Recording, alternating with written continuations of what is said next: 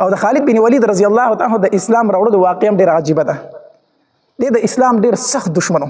په غزوه احد کې چې څومره شهیدان شي په هغې کې خو د ده لاس وکنه د شاغړې په غونډۍ باندې راوختو او دا ډېر غټ جنګجو هم و. خو ده وی زما په زړه کې یو ځل د دې اسلام محبت پیدا شو. هغه څنګه وی دا نبی علیه الصلاة والسلام چې په غزوه حدیبیې ته را روانو که نه وی ما ملګرو ته وي چې ځای ورته سي کوئ چې دوی راځي چې موږ په لاره کې حمله وکړو. دوی به دغلته کې پړاو اچوي وي موږ چې دوی څنګه پړاو اچوي موږ به ګیر چاپېره ناست موږ به ناڅاپي حمله وکړو. وی موږ ناست هغې ځای ته وي ناڅاپي نبي علیه السلام لاره بدل کړه هغې ځای ته اړو رانغې. حالانکې څومره قافلې چې به راتلې دغې ځای ته به راتلې او نبي علیه السلام هغه لاره پرېښوده په بل طرف لاړو. ما دې ملګرو ته ویل چېرې دا سړی خو ډېر څه عجیبه غونته سړی دی. موږ ورته دلته کېناستو او ډایرکټ یې لاره بدل کړه. ما ورته چې خیر دی بل یو ټایم را روان دی هغه ټایم کې دوی مونځ د سره هم نه پرېږدي چې هغې ته صلات وسطی ویلی شي د مازدیګر مونځ. د مازدیګر مونځ دوی د سره نه پرېږدي ځکه حدیث مبارک کې راځي چې د مازدیګر مونځ نه قضا شو نو اهل و عیال ټول د هلاک شو. نو دوی د مازدیګر مونځ نه پرېږدي بالکل نه پرېږدي. نو چې دوی په مانځه ودرېږي که نه موږ به پرې حمله وکړو. وي موږ په دې کې ناست وو چې د مازدیګر مونځ ټایم شو نبي علیه السلام صلات الخوف وکړو. صلات الخوف طریقه دا ده نیم ملګري په ځان پسې ودرول نیم یې چوکیدارۍ ته ودرول. نو چې یو رکعت هغه یو څه کسان د نبي علیه السلام سره وکړو بیا هغه چوکیدارۍ ته ودرېدل هغه نور راغله په نبي علیه السلام پسې ودرېدل. په دې طریقه نبي علیه السلام مونځ وکړو او مې مونځ وکړو مې چوکیداري کوله که نه. ما دې کسانو ته وویل چې یقین په الله وکړه په دې سړي سره خو هېڅ نه کېږي ده سره اوس غیبي غونته کې امداد دی. د ده خو چې کوم ځای کې مونږ ورته کښېنو نو بس ده طریقه بدله کړي یي د ده سره څه غیبي غونته کې امداد دی. وایي هغې ځای کې زما په دې زړه کې د اسلام لږ مینه پیدا شوله. بل چې کوم ځای طرف ته به غزا له لاړم د جنګ له لاړم که نه وي ښه د خپل قبیلې د طرفې به مې جنګ کوو خو چې واپس په راله په دې زړه کې به خفه مړه چې دا ته خپل ملګري وجنې خپل قبیله وجنې خپل خلک وجنې ته څه کوې څه په لاس راځي. خو بهرحال د خانداني غیرت او په هغې کې لګیا وم وایي چې ډېر تنګ شوم که نه ما دا اراده وکړه چې شام ته ځمه هلته به یا یهودي شمه یا به عیسایي شم. مسلمانېدی خو ځکه نه شمه چې د دې پیغمبر خلاف ما دا خو زما سخت دښمن دی نو زه به ځم د ده څه ته به چې په تا ایمان راوړم. جاهلیت غیرت وکنه په غزوه بدر کې زره د خلاف ولاړم په غزوه احد کې زره د خلاف ولاړم په غزوه خندق کې زره د خلاف ولاړم ارزه کې ما سره جنگ کړم اوس په ایمان راوړم. ایماوي چې زما شام ته یا به يهودي شم او یا به څه شم عیسائی شم او د خپل مذهب پراته بد ښکاري ځکه څه ګټو ته سجدي لګو دا موږ څه کوو که نه.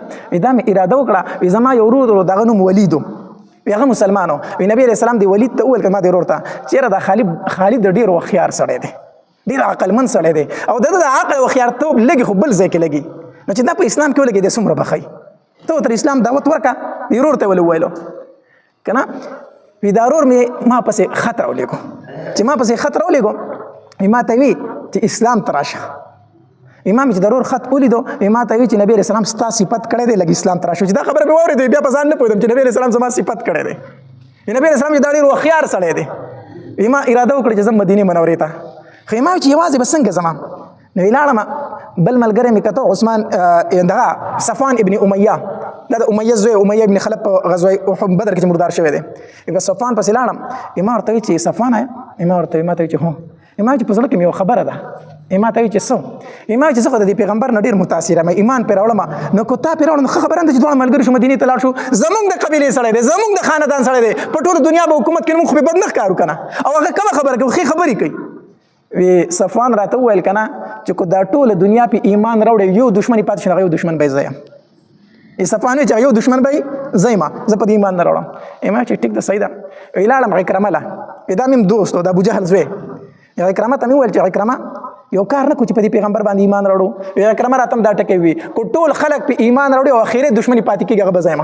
بیا پې د عکرمه رضی الله هم ایمان راوړی په فتح مکه په ورځ باندې.